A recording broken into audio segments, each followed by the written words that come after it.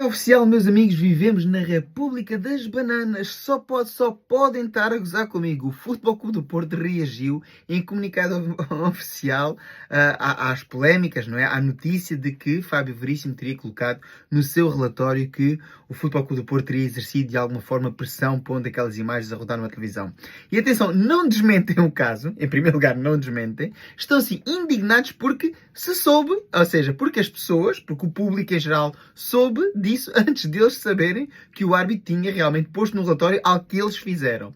E ainda para mais, desculpam-se com situações que, alegadamente, segundo a sua interpretação, ou seja, a interpretação do Futebol Clube do Porto, os seus rivais, Benfica, Sporting e Braga, foram beneficiados em outros jogos. Ou seja, isto mais ou menos é assim. Eu agora vou ali e roubo um banco. E depois, se for apanhado, digo, não, mas isto não conta, porque o meu vizinho também roubou um banco e a ele não lhe aconteceu nada. Logo a mim também não pode acontecer nada. É oficial, meus amigos. República das Bananas.